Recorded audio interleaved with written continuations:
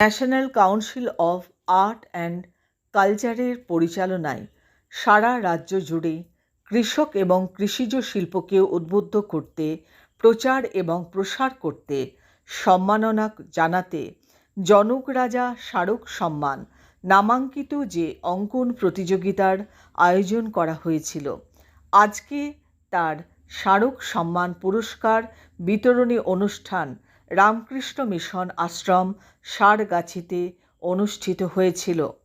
অনুষ্ঠানের সভাপতি ছিলেন স্বামী সুজনানন্দ মহারাজ। বিশেষ অতিথি হিসেবে উপস্থিত ছিলেন স্বামী রামভদ্রানন্দ মহারাজ, ধান্যগঙ্গা কৃষি বিজ্ঞান কেন্দ্রের সিনিয়র বিজ্ঞানী ডক্টর সুজন বিশ্বাস মহাশয়, কৃষি সম্প্রসারণ বিশেষজ্ঞ ডক্টর সমর্পণ চক্রবর্তী, অর্কপ্রভ সি, প্রাণীবিজ্ঞান।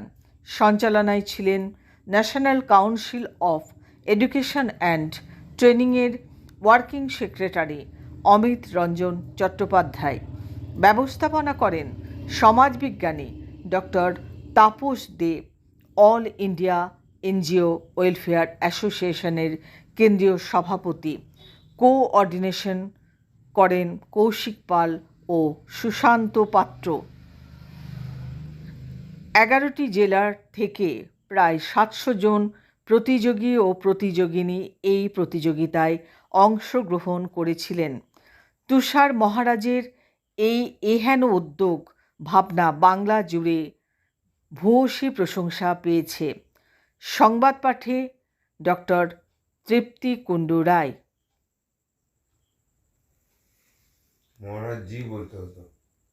প্রতিযোগিতার এখানে পুরস্কার বিতরণী হয়েছে এবং আজকের যে অঙ্কন প্রতিযোগিতা করা হয়েছে যে কৃষি নিয়ে, সেই যেহেতু কৃষি বিজ্ঞান মধ্যে দিয়ে মানুষ একটা এই কৃষির প্রতি একটা যেন তাদের ভালোবাসা জন্মায় এবং কৃষিটা মানুষের কাছে যেন একটা গর্বের বিষয় হয়, সেইভাবে আমরা কৃষিকে তুলে ধরার জন্য সেই প্রচেষ্টা।